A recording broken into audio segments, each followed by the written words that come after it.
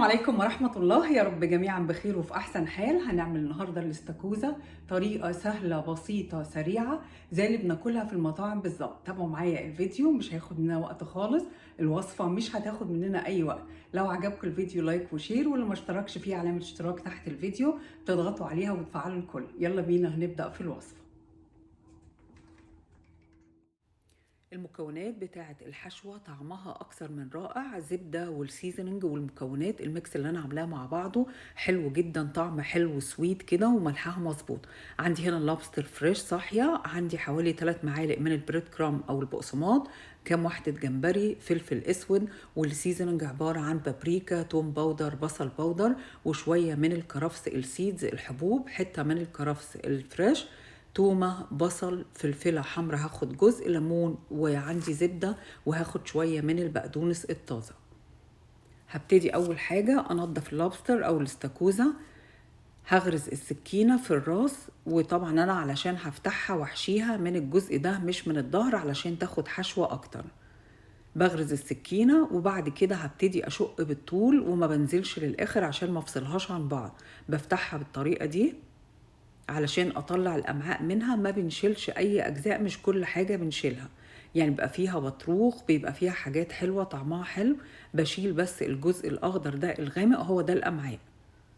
وبعد كده بصفي المية، بيبقى فيها مية لانها طبعا بتيجي فريش وبيبقى في قلب احواض وكده بيبقى فيها مية. وهبتدي اخد كده زي خلة كبيرة او بتاعة الشيش طاووق اللي احنا الستيك، اي ستيك عندنا، وبحطها في الديل كده علشان يفضل مفرود وياخد حشوة كويسة.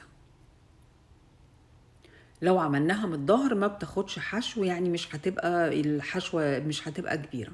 وبشيل خلاص الرابر ده، الاستك ده ملوش اي لازمة، هي اوريدي كده جاهزة. الحشو لو عايزين نزود على حسب ما انتوا عايزين، ممكن نزود كمان اكتر. هبتدي بقى احضر الحشوة، بقطع الجمبري بالعرض علشان ما تبقاش وحدات كده، يعني كبيرة جوه الحشوة كده بتستوي بتبقى حلوة قوي. عايزين تقطعوها قطع زي ما تحبوا. قطعت الكرفس كده بالشكل ده،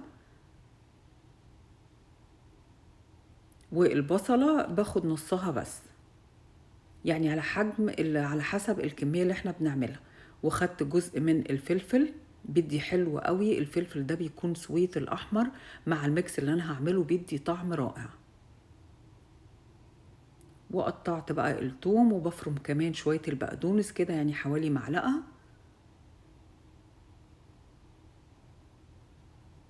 على النار بقى نزلت قطعة من الزبدة حوالي معلقتين، بنزل بالبصل ويدوب تقليبة، وبنزل بباقي المكونات، مفيش تحمير، كله تشويح كده على السريع.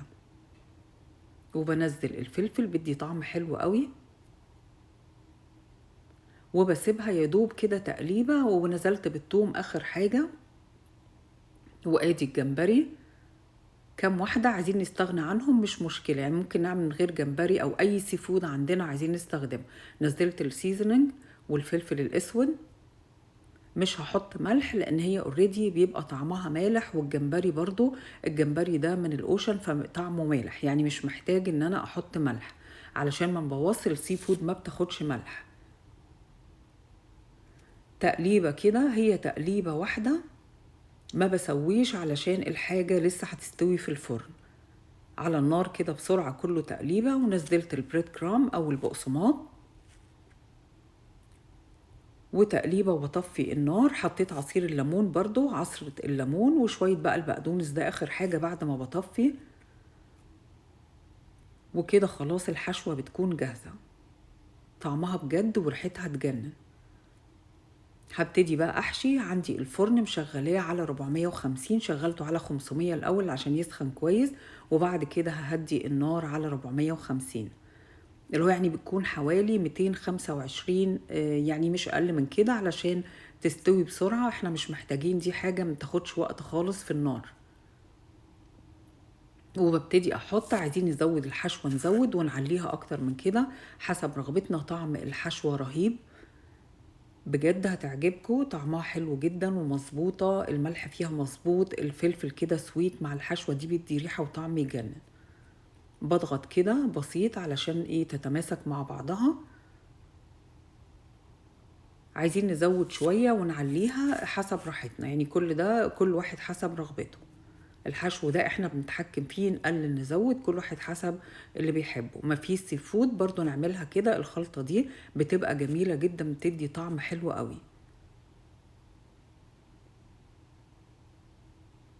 كده خلاص حطيت كمية الحشو كلها وجاهزة للفرن. هدخلها الفرن 15 دقيقة بالظبط، هتكون جاهزة، هتبقى مستوية حلوة جدا، يعني بتستوي حلو والحشوة بتستوي متاخدش وقت خالص. بتمنى الوصفة تعجبكم.